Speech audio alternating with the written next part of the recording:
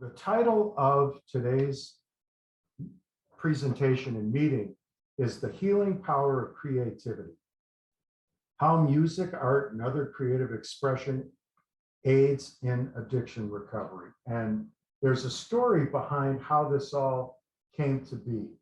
And it's rooted in the meeting we had at the Michigan Theater. For those of you who aren't familiar, we premiered a film at the Michigan Theater on February 22nd. And it was a movie, documentary on a year in the life of a professional boxer who happens to be battling an addiction to heroin. And we packed the theater. There were hundreds of people there. But prior to that meeting, two of our guest speakers, David Awadallah, who is a Washtenaw Fan Advisory Board member, and Bryce III Cobb, who is here participating as well. They met as a result, and Bryce, by the way, works on the team at the Phoenix Group, which, as some of you may or may not know, helps put programs in place across the country.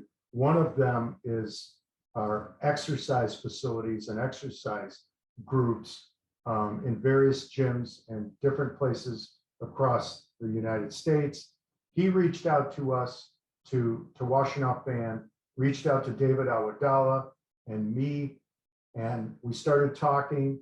The two of those guys met and collaborated on a song, and we're going to premiere that song at the end of this session. We're going to feature it on our website. When I heard the tune, I thought, this is really good. And that got me thinking about the importance of a lot of things. They collaborated from a music perspective to develop this really good song, this tune. They developed a friendship along the way. And that got me thinking, I reached out to both of our guest speakers and I talked about this idea. They were both game, both Bryce and David, about sharing their stories and how they collaborated on this tune. And I talked with Bryce and I said, look, I want to talk about the importance of music and art and these other things. And he said, why relegate it to just those two things? It's really expression. And that's why in our title, we talk about that.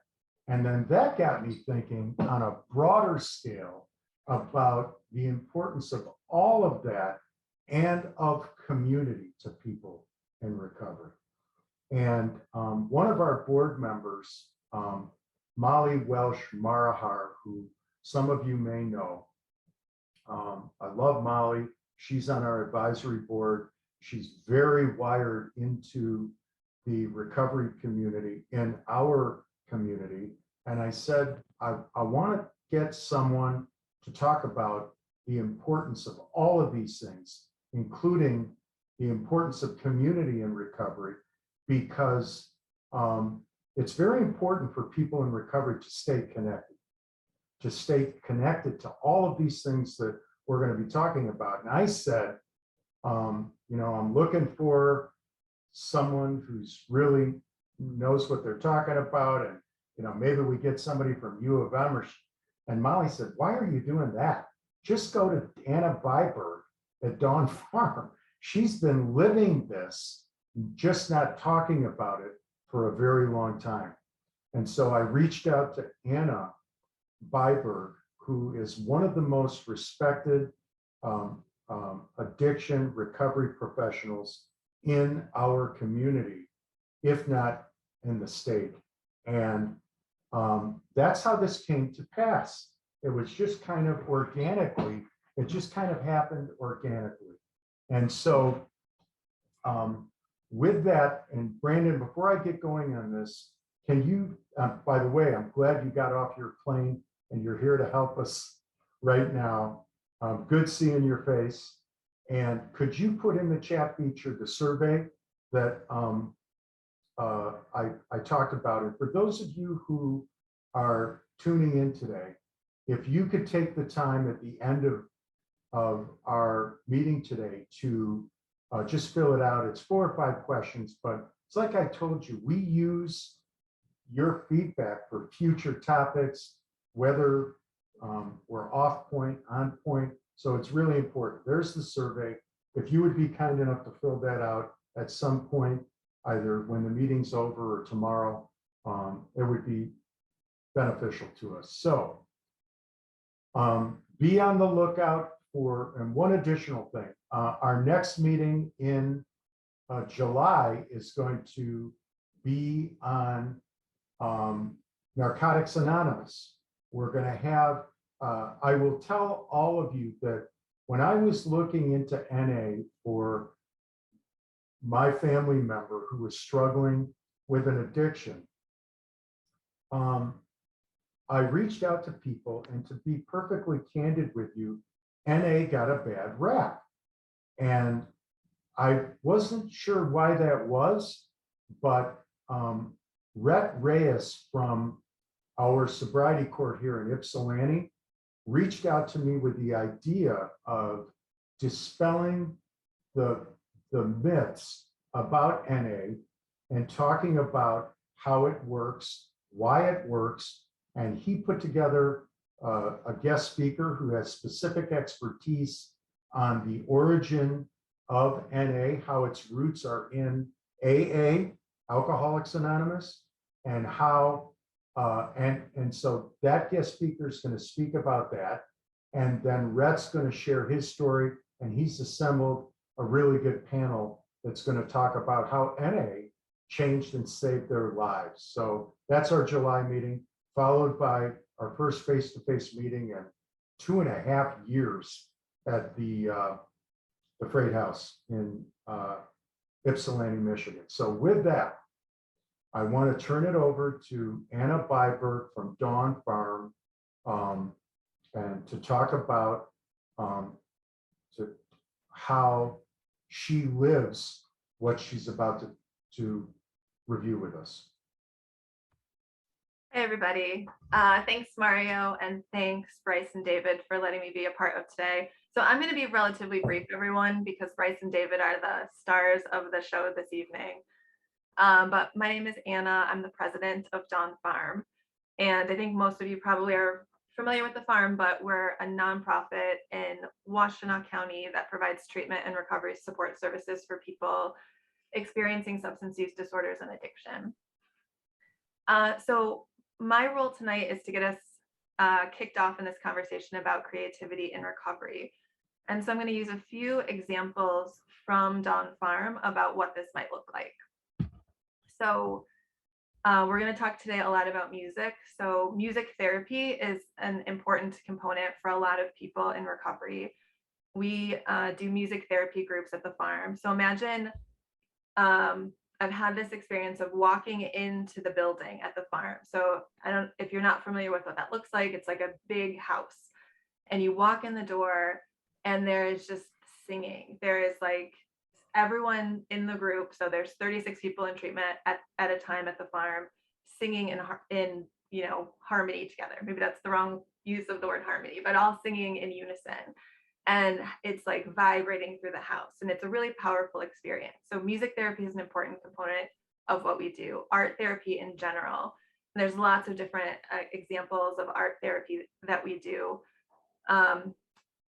Davey, who I think might be here today, who was our art therapist at the farm for a couple of years, said that one of his favorite activities is something called defining the beast. So each of us in the group draw, in whatever way we want to, a manifestation of some part of this beast, and then we put all the pieces together. And part of what we're recognizing is that all of our beasts are different, and it's a bit of a name it to tame it kind of experience too. So if I can sort of put a face and a body and all of the components to this, and externalize whatever is causing me distress in some way, that I can start to tame that, I can start to address it. It starts to feel a little bit less scary. We also have lots of just materials around. So There are guitars, there are pianos, there are physical art supplies. And I think David's going to talk about this a little bit as part of his story, but the number of beautiful pieces of music that have been composed in the basement of the farm is significant. And it's cool to be able to provide that experience for people. There's someone who's in treatment right now who's making a diorama of the farm out of popsicle sticks, like a replica of the farm building.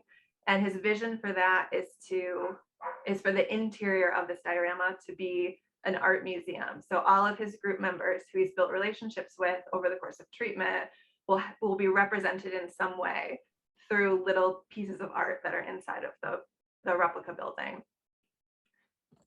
We have murals at the farm, so there's a Recoveries Everywhere mural. We're working on an outpatient mural or ideas for an outpatient mural. And we incorporate something called adventure therapy. So the idea here is that we're doing something fun, we're working together, and we're building trust with each other. We also know that addiction thrives in isolation. And so part of what we want to do is help people move out of isolation and into community. So pre-pandemic, and we're gearing up to start doing more of this again, we did something called community days. So where we'd go out into the community to the ARB at this time of year to see the peony garden, or to Sonic Lunch in downtown Ann Arbor, which is like a series of musical events. We went to the botanical gardens. And after that experience, we had a client say, I've never done anything like this before. I want to bring my family here. Like, this was impactful to me. This helps me to feel like I'm part of this community instead of a pariah in this community. We went to the art museum, and same thing. In the weeks following going to the art museum, this was for people who are at SPARA. So SPARA is our detox program primarily. And so it's people we're taking people out into the community to have these experiences who have a couple of days sober and feeling, so isolated, so out of touch with themselves, so out of touch with anything healthy in their communities, oftentimes out of touch with the people in their lives that care about them the most. And so it's a way to reconnect. And when after we went to the art museum, there were a couple of people that said, like, hey, we're in transitional housing now, and a group of us in transitional housing are going to go to this art museum. So the idea with these community days is that they were events in our community, or activities in our community that are free, so that so anyone can access them. There's no cost for admission. And you're like, okay, Anna, but why is this important? What is the point of this?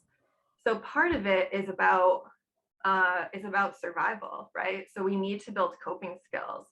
And so coping skills can be, I'm going to draw this mandala instead of leaving treatment today, or instead of getting high, I'm going to work on this art project. I'm going to make this music. I'm going to journal. I'm going to write a poem. I'm going to do one of these things as an alternative to something that could potentially be self-destructive. So in a distress tolerance kind of way. When I worked at SPARA, again, which is our detox center primarily, a couple of years ago, we were trying to make a quilt. So we had like an hour activity where everyone was making a square to be part of this quilt. And there was a client who was like not having it at all. She was like, what is the point of this? This doesn't make any sense to me. Who cares about this? This isn't, what does this mean? Like, I'm 3 days sober. My life is in shambles. Why would I be making a square for a quilt? And I was like, okay, like, let's just give it a shot. And I sat next to her and we started working on it together. And she probably complained for the first 10 or so minutes. And then she kind of got quiet. She was just working on it. And then at the end of the hour, she looked at me and she said, I see what you did there. And I said, tell me about that. Like, what do you mean? And she said, I feel better. I'm not as stressed as I was. I'm not as irritated as I was. I feel better just doing this activity. And so it's, again, a coping skill. How do I get through this moment without doing something that makes it worse? It also helps us to identify and express emotions. And in early recovery and in addiction, it can be really hard for us to identify what emotions I'm experiencing. I don't even know how I feel. And so, or how I feel feels so scary and overwhelming that it doesn't feel safe to even think about how I feel or spend much time with how I feel. So this kind of expression can be a safe way to explore those feelings, to feel this while I'm listening to this sad song, or feel this while I'm writing this poem, but then there's some boundaries around that. I don't have to be feeling it all the time. There was a client very recently at the farm who came to my who I had done his intake when he first came into treatment. And so we were familiar with each other. He felt comfortable with me. And after music therapy one day, I just checked in with him, how are you feeling? What's going on? How's the day been so far? And he said, I haven't talked at all in any groups yet, but I read my poem in music therapy today.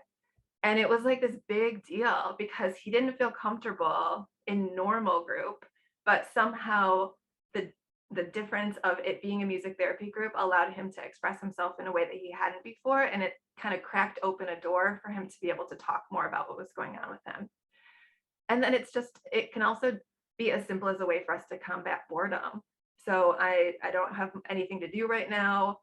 Boredom can be very dangerous for people, especially in early recovery. And if I have these activities that I can do, that I can go to, that helps me alleviate that boredom and engage in something that is productive rather than destructive. So those are all sort of the survival skill components. But part of what is so amazing about creativity and expression and community is that it goes beyond just surviving and helping us bump into this place of thriving, where we're getting to the next level. And so this is where we feel and experience like innovation, adaptability. We start to build our capacity to see things from other people's perspectives and to take those perspectives and points of view into consideration. We tap into our creativity. We build community with other people who have similar interests, who want to do these activities with us. We socialize with them. We feel connected to them. And so again, we move from that isolation into community and being a part of our community, not just being present in the community, but being a part of that, which is a really powerful feeling. And it also allows us to reconnect with ourselves and with our interests. So one of the questions that we ask of everyone who comes into a service at Dawn Farm is, what do you like to do? And like, what are your hobbies or interests? And almost everybody has an answer to that. They like, crafting, they like going for walks, they like being in nature, they like taking care of animals, they like sports, whatever. And then we ask, what actually takes up the majority of your time? And that becomes, using or being isolated in some way, or, binge watching Netflix or something, not to diss that, but most of the time, people haven't been engaging in the things that they really enjoy doing that like bring that meaning to their lives. And so some of this early recovery stuff is reconnecting with that. So if someone says, I really like music, I really like playing guitar, we say, okay, we have guitars here. Like that's something that you can start to do again. I really like being in nature. I really like sports. And we're like, yep, in the summer, we have a volleyball court. In the summer, we play volleyball here almost every day in the evening. So there's a way for us to start to reconnect to ourselves and start to feel like ourselves again. And I want to take a minute to talk about happiness and well-being and what goes into that. And one of the parts of that is something called hedonia, which is experiencing pleasure from normally pleasurable activities.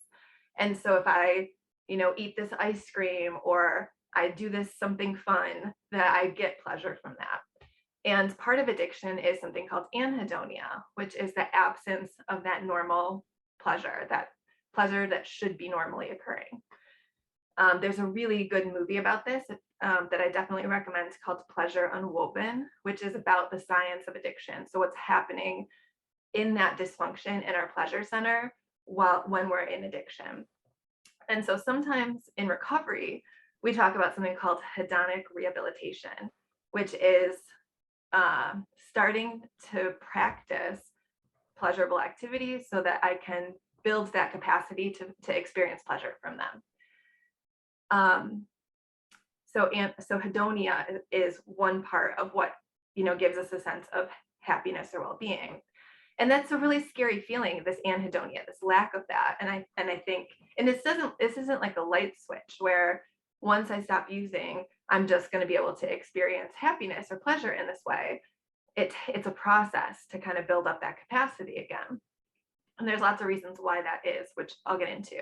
And it's important that we rebuild that capacity, because that's an important part of experiencing life in a way that that we want to. That's a life worth living, right? But in the meantime, there is another thing that causes feelings of happiness and well-being, and that is eudaimonia, which is happiness and well-being that comes from a sense of meaning and purpose.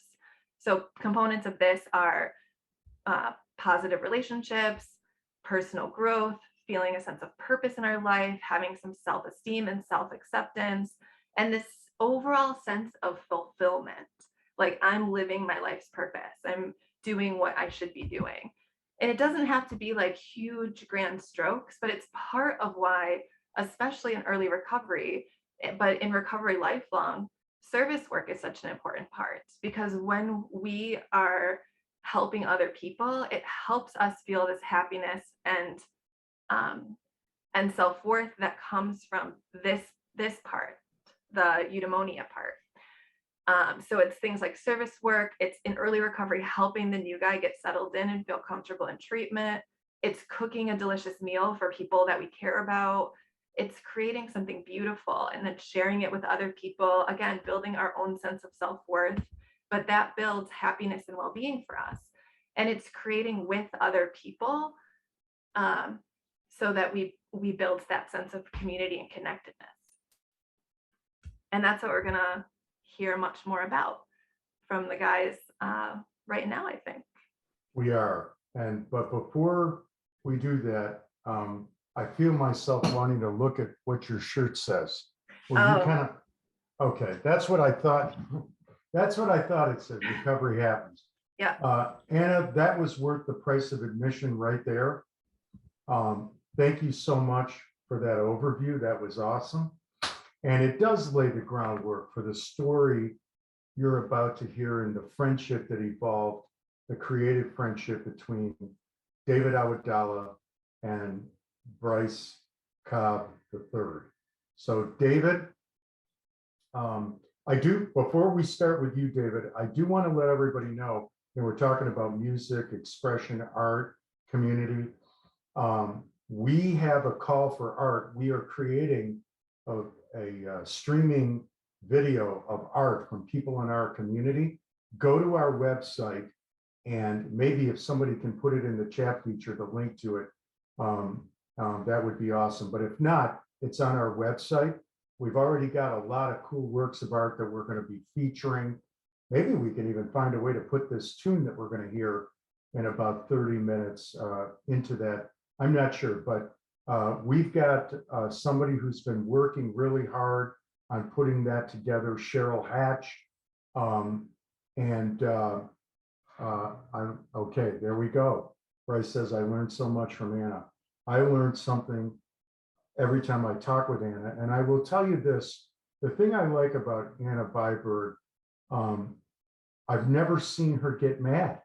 And do you ever get mad, Anna? I'm sure your husband would tell you do get mad.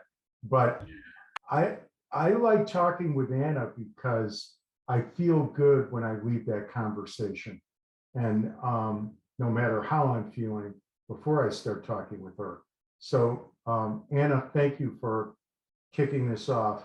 And with that, David, share your story. Talk about how you got linked up with Bryce the Third over there. And then I'm going to turn it over to him, and then we're going to play this tune. Okay? So David Awadallah, the floor is yours. You got it, Mario. Thank you so much, Anna. That was absolutely amazing. I always get excited when I hear that I'm going to be hearing you speak, and this is a great opportunity to catch up with you. So thank you. Thank you for inviting me and Bryce onto this panel discussion, Mario. We really appreciate it. So hi, everyone. My name is David Awadallah. I'm a person in long-term recovery. The last time I used a mood or mind altering substance was December 10th, 2015. I'm currently in Bangor, Maine, although I spent quite a bit of the past 6 years in the Ann Arbor area, and the Ann Arbor recovery community was extremely important to my own personal recovery from substance use. I actually moved to Ann Arbor when I had about 8 months of recovery time. So getting plugged in there was vital to my success. So just a little bit about me. So as I mentioned, I currently live in Bangor. I've lived in 5 different states over the past couple of years. So my wife is in traveling healthcare, so I move around quite frequently, and I work remotely. I work with the federal government, which is kind of crazy in itself because of my history. I'm justice involved. I spent 2 years incarcerated due to my addiction. So being able to do this work and do this work at such a high level it's really a blessing. But I was born in Canada, in Toronto, and I moved to Atlanta when I was 9. And my story is like so similar to so many people that that end up having substance use disorders. I never felt like I fit in. I never felt happy. I never felt cool enough. And for me, my substance of choice was opioids. And I just remember the first time I used an opioid, I remember thinking to myself, like, this is how I want to feel like the rest of my life. And I was prescribed it. So I was like, this is cool. The doctor didn't say anything about it being addicting. And I was prescribed them for a legitimate reason. I was like, this is fantastic. Well, lo and behold, they weren't so fantastic. And over the course of about 7-8 years, I developed a really bad addiction to initially prescription opioids, eventually heroin. And I got arrested for several drug crimes in Georgia, and I spent 2 years in prison. I went through like drug court, probation, I got kicked out of both. And then finally I got out of prison, and I still struggled for a bit, but then I finally went to treatment in 2015. And that was the first time that I actually like immersed myself in a recovery community. And off the bat, as soon as I kind of started my recovery journey, I started playing music again. And I had always like played guitar, and I love singing. And I usually just did it in a dark room because I was too embarrassed. I didn't want anyone to hear me. I didn't think I was like good enough. But eventually like people would start to hear me, and they'd give me compliments, and it would make me feel good, and it would give me a little bit more confidence. And I actually forgot to mention when I was in prison in Georgia, the prison that I was at, it was a small prison outside of Atlanta, Georgia, and they had this like visitation room with a keyboard and a guitar. And so every evening for about an hour, they would let people go and use the instruments. And so I got in the habit of every night, like that was like my escape. And all I would do is like write music, and I would play guitar. I taught myself keyboard.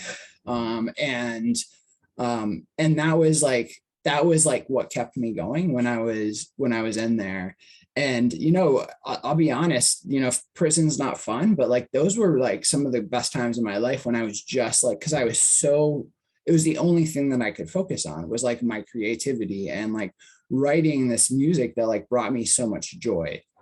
So, and now we're just going to kind of like transition into like this song that we're going to be playing for you today.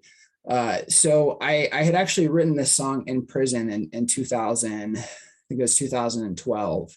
And, I knew it was pretty good, but I always thought there was like something missing from it. And I always felt in my mind that like this would really benefit from a hip hop artist, someone who could rap, someone who could like write a verse that like really strengthens the frame of the song. And I always had it in my back pocket. And when I got out of prison, I did record one song, and it got put on YouTube, but then like life came around and I got like focused on school and like other things, but it was always like music was always like what made me like really happy.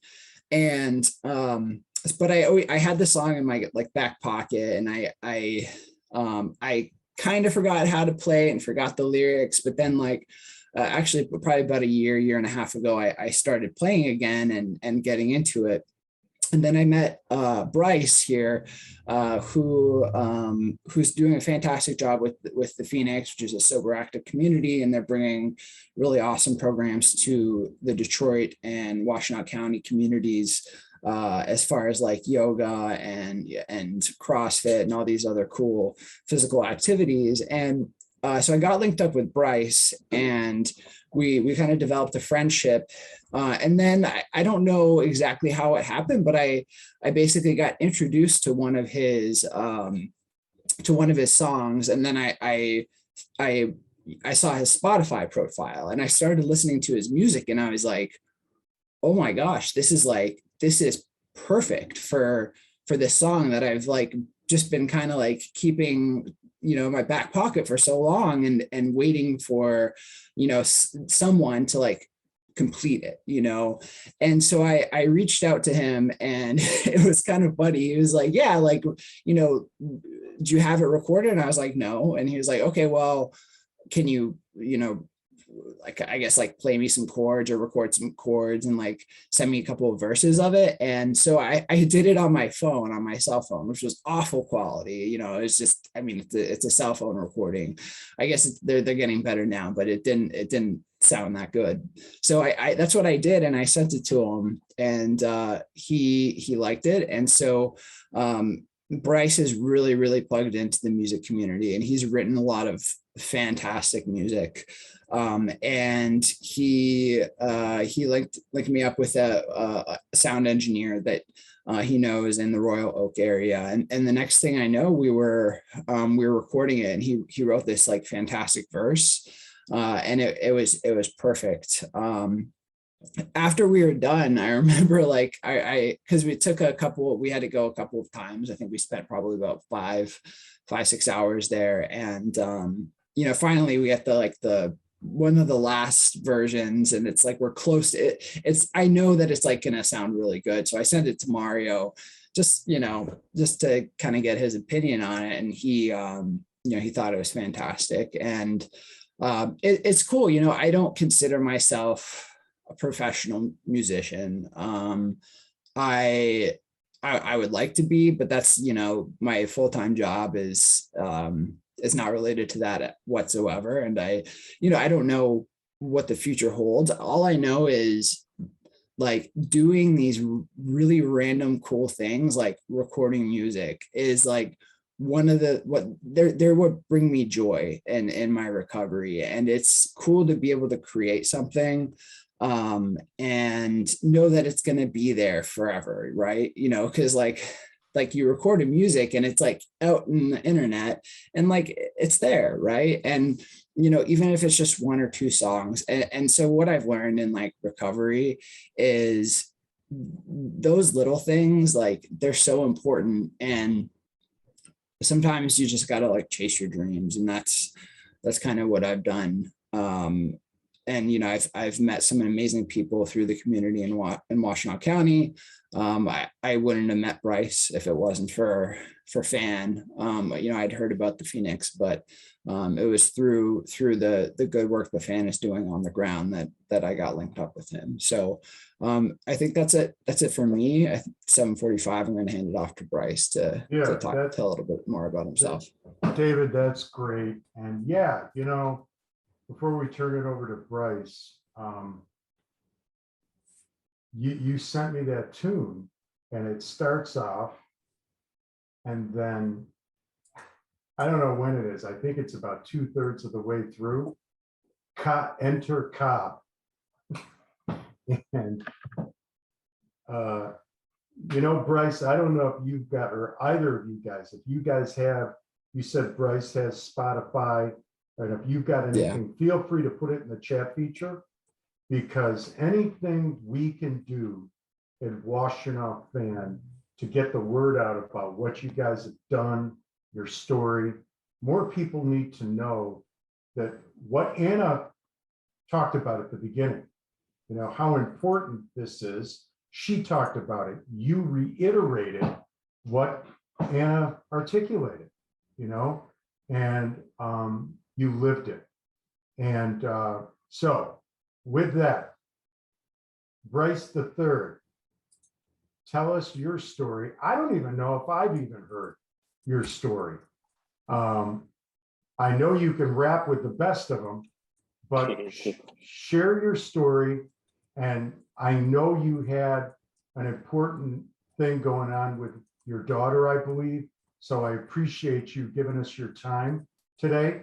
And I did, before I turn it over to you, I wanted to thank somebody put in the chat feature the name of a professor at Eastern who might be able to help all of us, music therapy. I'm actually going to reach out to Bobby Justice. And, you know, this is the kind of cool stuff that happens at these meetings. These doors open that I never would have dreamed would have opened. So thank you for whoever sent that to us. And with that, Bryce, tell us about your story, your relationship to your late relationship with David, and your background as a rapper, and just tell us what's going on there, my friend. Yeah. No, thanks everybody for having me.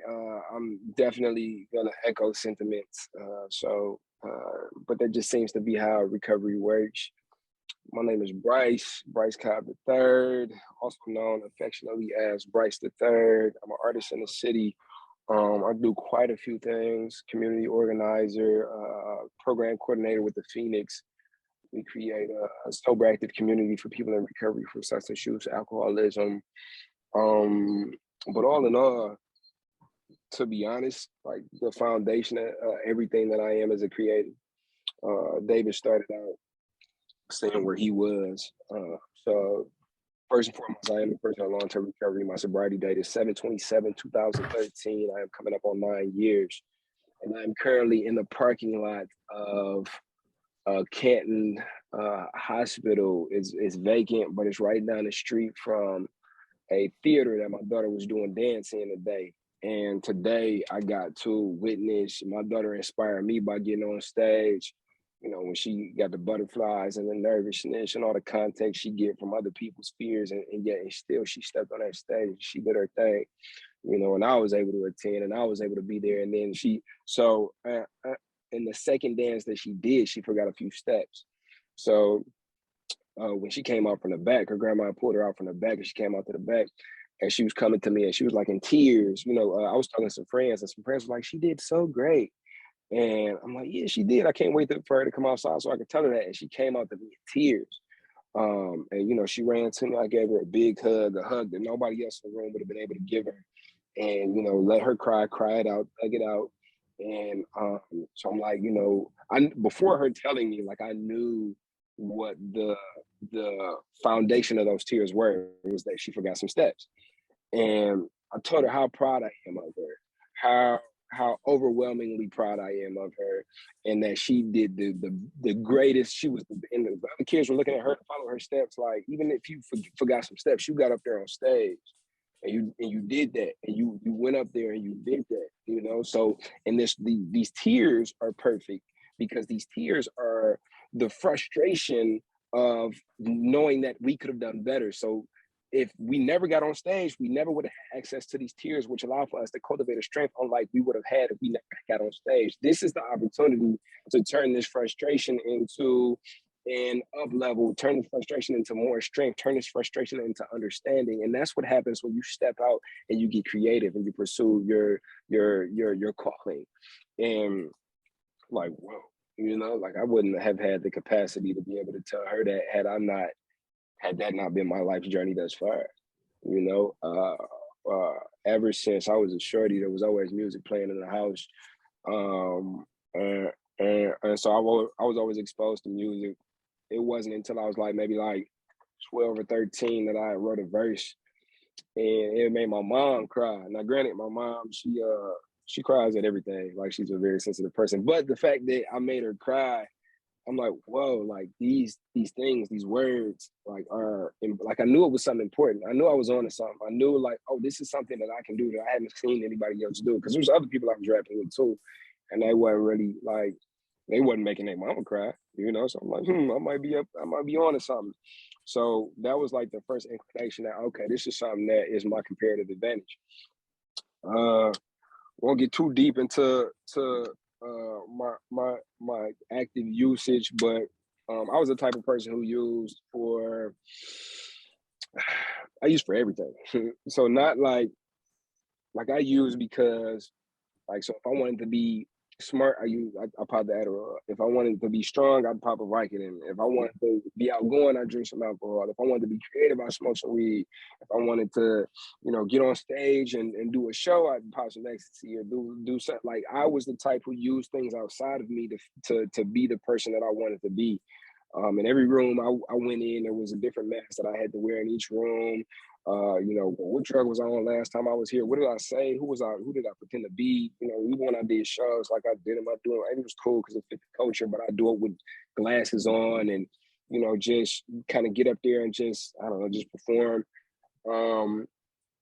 But that became unsustainable. I no longer was able to kind of carry that out. My daughter being born was crazy enough, full circle. My daughter being born was a big kind of like, it wasn't the thing that made me stop, but it was a catalyst, I think, for me. Like, because when she was born, I looked at her in her eyes and she gave me like this look, and it was like a look of needing something. And it was something that I knew immediately I didn't have that. Like, whatever it is, if you're looking for, I don't have it. I don't have the capability to be that. I feel like a shell of a man. I'm inside of this bottle. Like, my courage is in here.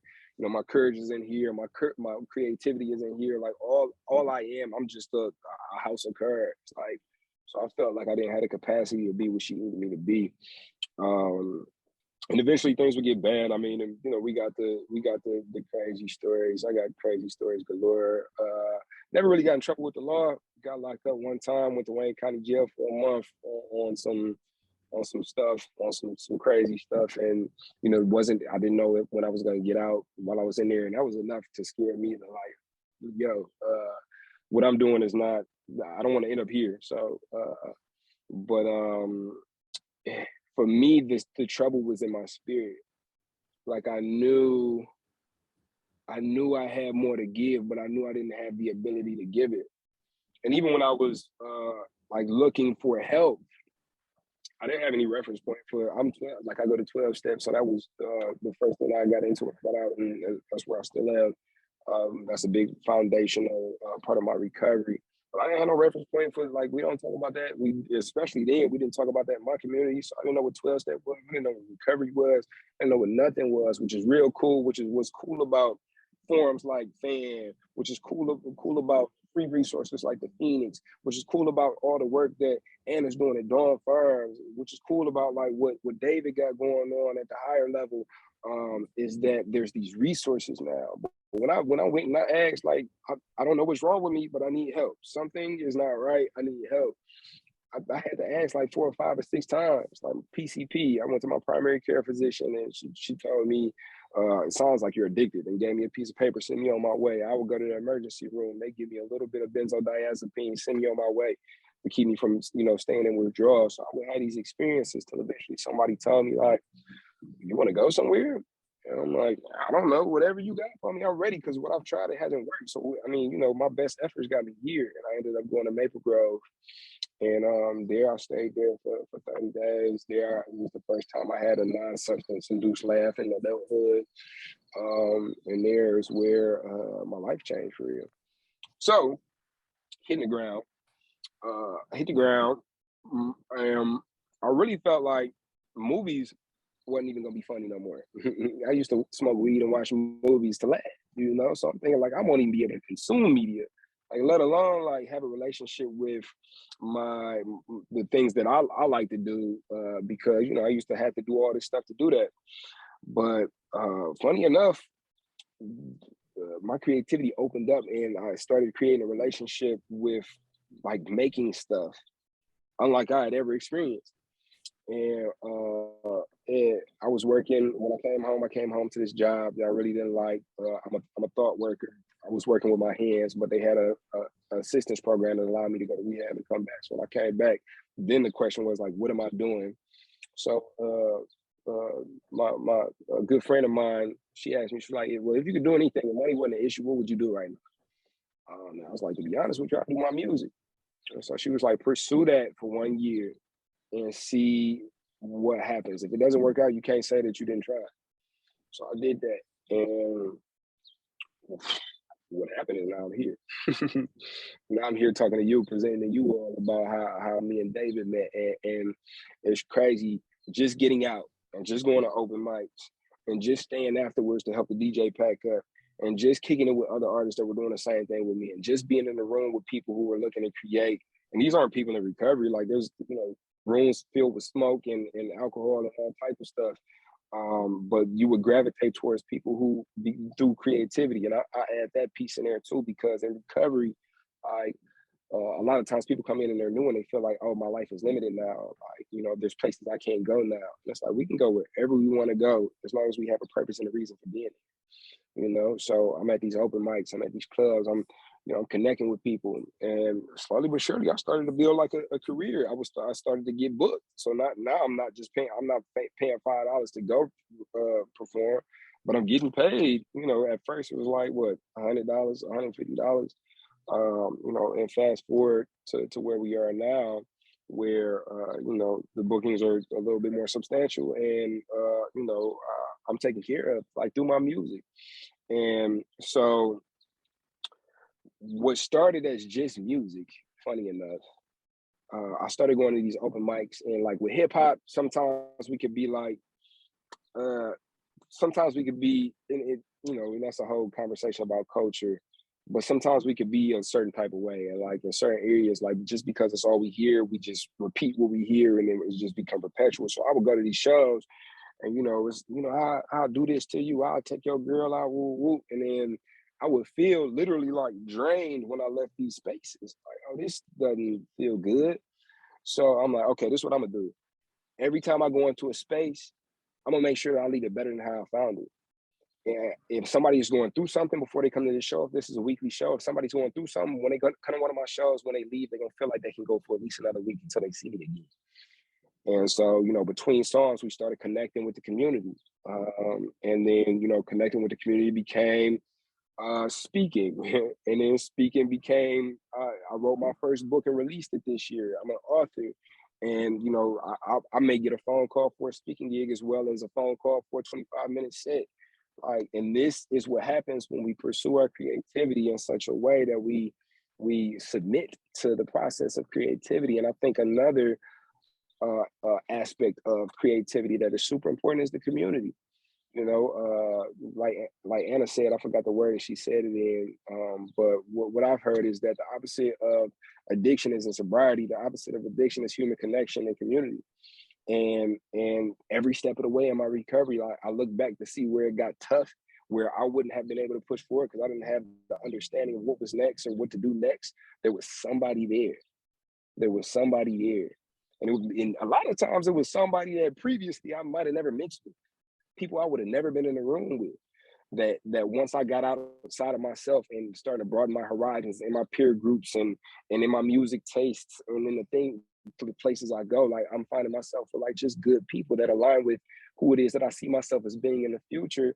And from that comes connections that make great things that maybe otherwise wouldn't have been made had I had stayed the same and had I had stayed by myself and not tapped into community. So that being said, long story short, career-wise, the Phoenix ended up finding me because I got into like meditation and all type of stuff and speaking gigs, and I've talked myself into a lot of opportunities. So talked myself into an opportunity, and the Phoenix found me and they brought me on board, and now I get to play for work. I get to create community for people in recovery from substance use, alcoholism, their peers, they're supporters, they're allies, sober curious people, and everything that all of our programming that we have is free to anybody with just 48 hours of sobriety, and that includes open mics. We're gonna start doing some open mics here soon. We're actually partnering with Dawn Farms this summer to do a field day out there in Dawn Farms in Washtenaw County. Everybody with just 48 hours of sobriety is welcome to that. In doing outreach for the Phoenix, we wanted to expand to Washtenaw County, so that led us to reaching out to Mario. I think I don't know chronologically, but we ended up talking to Matt, Statman, Mario, David, and me and David connected, and we came out to the movies, the movie premiere for Mario's movie premiere with Fan, and we kicked it. And you know, when you kick it with somebody, it's like, what do you like? What do you like? Well, I like this. Well, I like this. And then you end up kind of trading, and it's like, oh, you like music? Oh yeah, I like music. How much do you like music? I write music. You write music? I write music. And then we ended up connecting. And this is big on the community aspect too, because connection, there's this phrase that you haven't even met everybody is going to love you yet. And I live by that phrase. Like the people that I'm to connect with, I don't even know what they look like. It could be anybody. It's right around the corner. Like a new friend is right around the corner. A new opportunity, a new connection is right around the corner. So, you know, when David was like, he sent me this track, and it wasn't anything like I've done recently. So, you know, there's that too. Like I could have been like, nah, that's not my style. But I think it's important to stay open. And if there's something that we can connect with, like find a connection and see how we can add value and see how we can help uplift others and use our platform to elevate where other people are at. So we ended up connecting. He sent me the song. I plugged them in with my engineer. We got together, we tapped in, we made this beautiful thing that we're gonna premiere to you all today. And so I think the biggest calls to action is for me is, you know, like be open to opportunity, be open to possibility. Don't get too stuck in who you are now, because I think as human beings, especially in recovery, this is a process of unfolding if we allow it to be. You know, and the way that we unfold, a lot of times is dictated by who we continue to affiliate with and who we continue to connect with, and the rooms that we're in, and the conversations that we're having, and the words that we speak, and the vibrations of the words that we speak. So continue to allow yourself to unfold. And you know, I do music professionally, but I also just do it just to do it. Like if I never got paid a dime for it, like it's cathartic.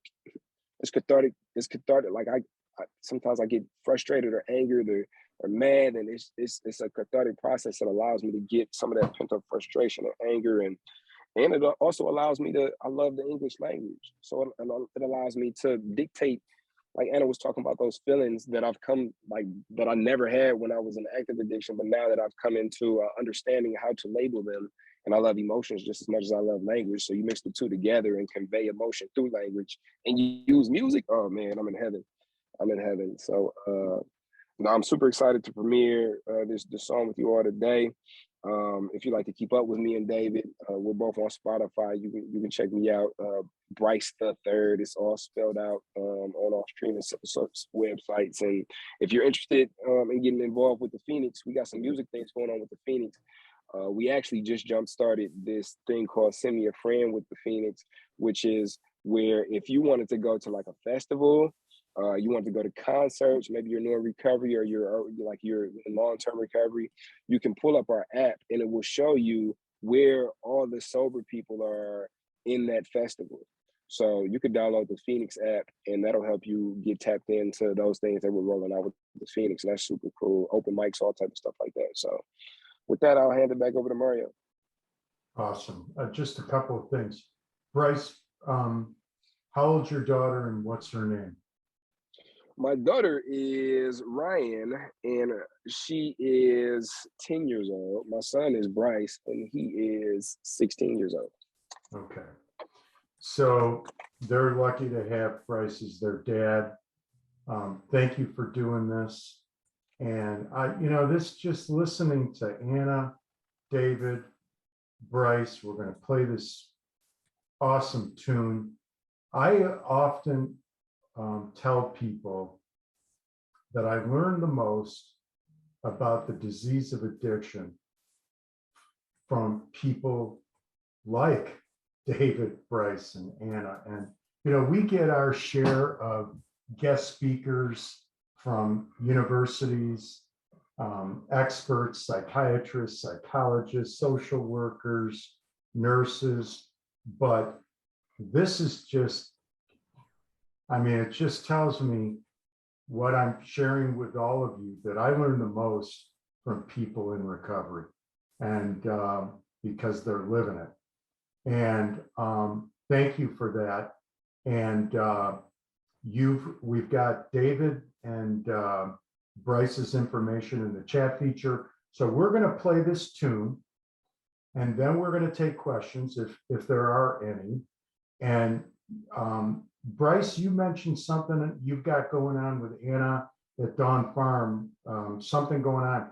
Anna or David and Bryce, if you guys get me that information, I'll put it on our website. I'll feature it in our email blast leading up to the event. But anything we can do to showcase the talent that you're about to hear now, and to foster the kind of relationships, the relationship that David and Bryce have cultivated, is a good thing. So if you can get me that, Anna, we'll get that featured on our website. Okay. And Brandon, I'm glad you're here. If you could tune us into that song. And by the way, the name of the tune, David, is Through the Night. And also, by the way, my stage name is David Dalla. Came up with that. Obviously, my last name's Awadallah. Thought it was clever. Yep, David Dalla, a little easier. David Dalla. So Into the Night. Brandon, go ahead.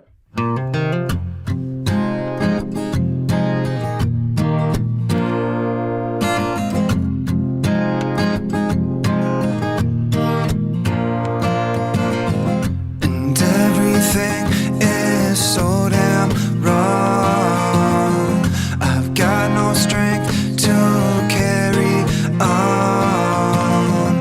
I really need to find myself tonight.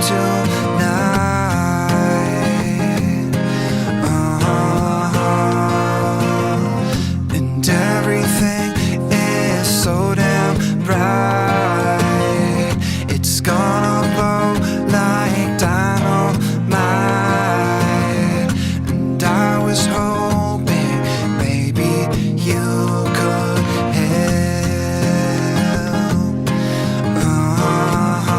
'Cause I need someone to help me through the night. Someone to help me through the night. Someone to help me through the night. Someone to help me through.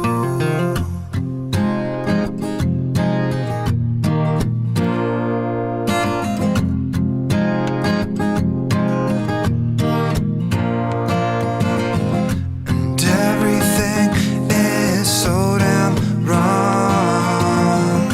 It's gonna blow just like a bomb. I really need to find my strength tonight.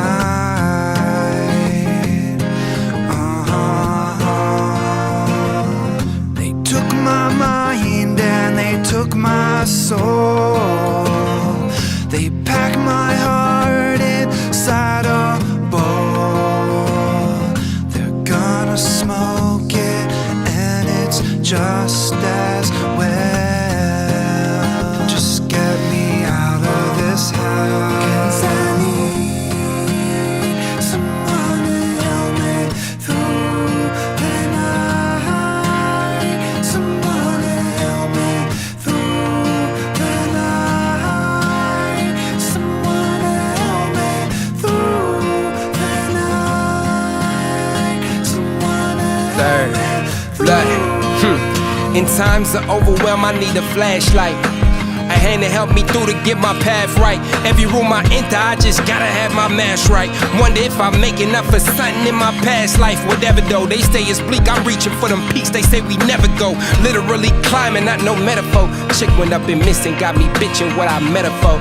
Something in my spirit, listening, whispering to let it go. I mind that when you falling off, ain't nothing left but just to climb back. Only way to go when at the bottom is the climax. Circumstances try to keep me down, but I denied that. Lost a lot of time, but I'm just trying to get my life back, And in time, I hope you find that you see the bigger picture like designs of an IMAX. And as we make it through the night, the sky will get its shine back. You realize the only real prison where your mind at.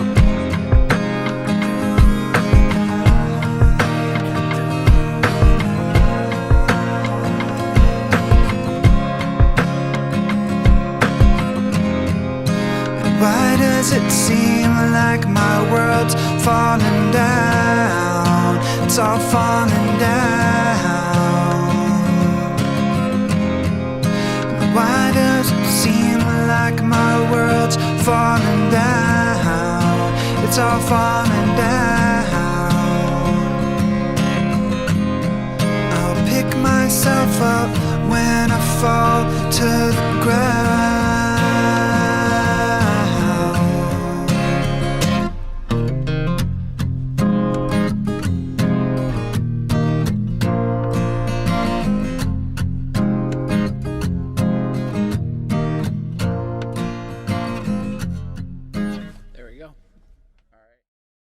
That was it. So you guys, I don't know, that to me, that needs to be shared wherever we can get it. You know, for those of you who are participating, anything you can do to help spread the tune out there beyond the recovery community. You know, this is a song that I liked the tune, and then you got Bryce coming in, and it's like, well, what just hit me? Okay. And then I went back and played it, trying to hear the words so I could understand what these guys were trying to convey. So first I was just tune, rap, then I went back and listened to it again and thought, wow, these guys are really talking about stuff that matters to a lot of people. And that's how this all came together. We are going to share that. We send an email blast. It'll be in the email blast. I'm going to make sure it's featured on the Washtenaw Fan website. We are recording this meeting, so obviously the tune will be in the recording. David, the quality was, I was surprised actually over how good it was. So, we are going to, if anybody's got any questions for David, Bryce, Anna, go ahead and put it in the chat feature. You know, if anybody, Brandon if anybody wanted to talk with the guys face to face, are we set up to be able to do that or no? It's got to be, what's that? Yeah, we can. Okay, so look, we're going to open it up for questions. If there aren't any questions, that's okay. We can conclude our meeting. I can wrap things up, but yeah, I don't know. I hope you guys like the tune as much as I did. I thought it was awesome. And are there any questions?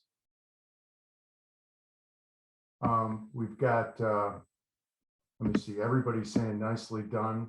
Love, love, love. That's good stuff. So I hope that we can help promulgate this through not only the recovery community, but just the community at large, our community, communities that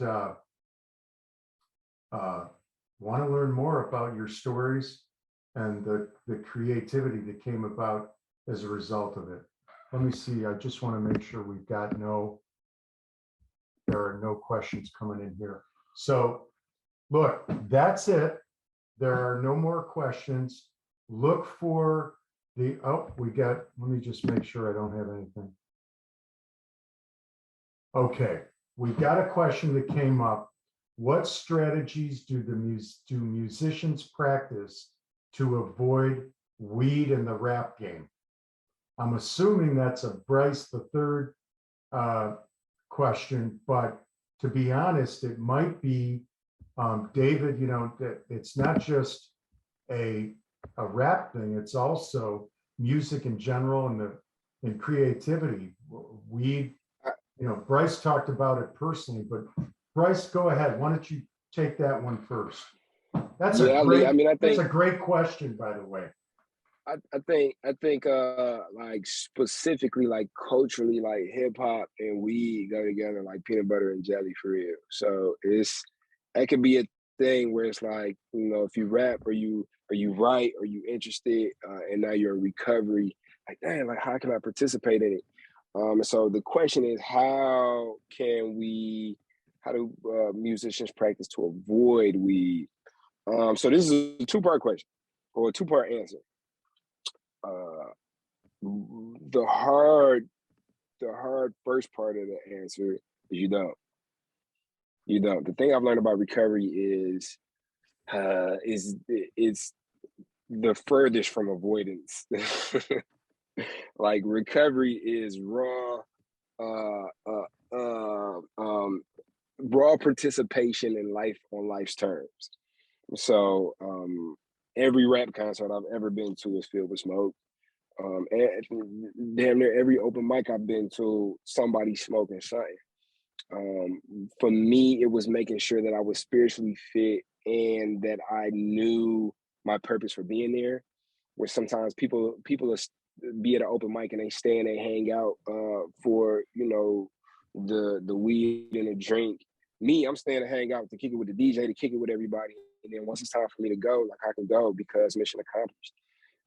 It's more about what is my reason for being here. And if my reason is just to be creative and connect with other creatives, like, you know, I'm in the right spot, even if it's weed in the air.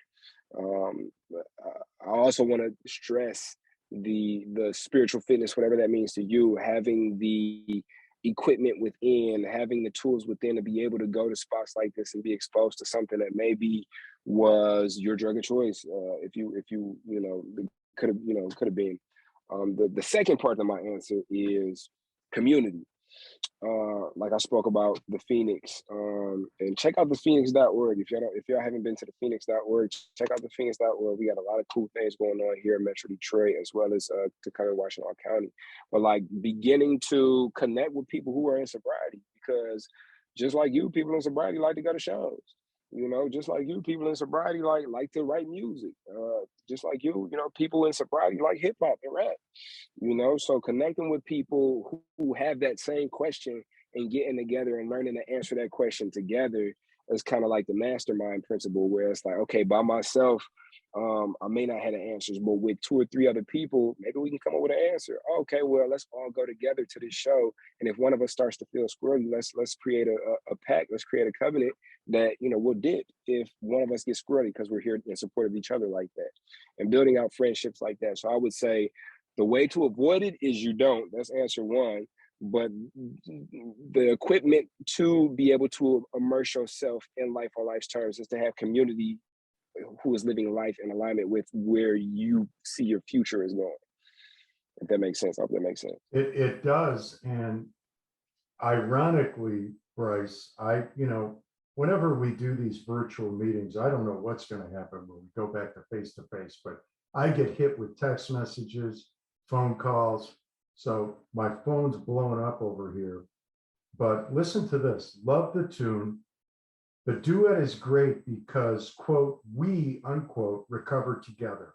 We can't do it alone, which is what you just said. So, you know, that's it. You just answered that question. You cannot do it alone. In fact, I don't want to step out of my bounds. I don't have the knowledge that Anna has or that all of you do. But when you try to do it alone is when you get into trouble. And when you isolate. And I don't know if it was Bryce or I think it was Bryce that said the opposite of addiction is community and connection.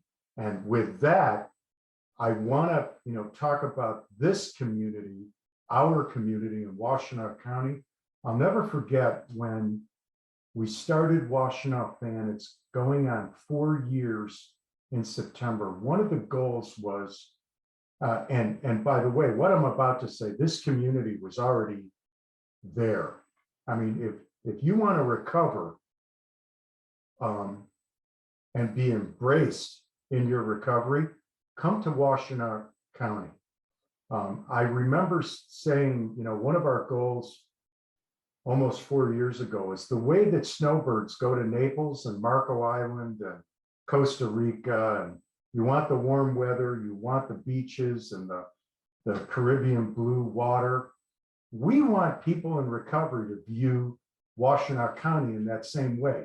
Only instead of the sunshine, the beaches, and the beautiful blue water, you get embraced with people like Bryce, people like David, people like Anna Byberg, places like Dawn Farm. The community of support here is second to none. And I can tell you from the people that we help at Washtenaw Fan and support through our bus pass program, through our scholarships and our yoga for recovery and exercise for recovery. Many of them come here from out of our community to recover. Some of them come from out of state to Washtenaw County because of the reputation that this area has for healing. And so I'm not seeing any more questions. And so with that, I want to remind everyone about our next meeting. It is Monday, July 11th. We're going to be talking with Rhett Reyes, who, by the way, works at the sobriety court as a part of the team in the sobriety court in Ypsilanti with Judge Washington, about Narcotics Anonymous. That's going to be the focus of our July meeting. And remember, August, we're back face to face. And I want to close with this. I want to ask you guys, just before this tune goes viral or goes big, can we use that to play before our meetings and not get charged for it? Do we have authorization to play that? You want the money? Okay, I don't know. We'll see. But the tune is great. You do, Mario. You do whatever you want with the song. Okay, awesome. Yeah. I want to make sure I have no more text messages. Just what I'm getting is people loving this meeting. And that's the most important thing to all of us. People learned a lot. Thank you, Anna. Thank you, David. Thank you, Bryce. And we'll see everybody in July. Okay? Take care, you guys. See ya.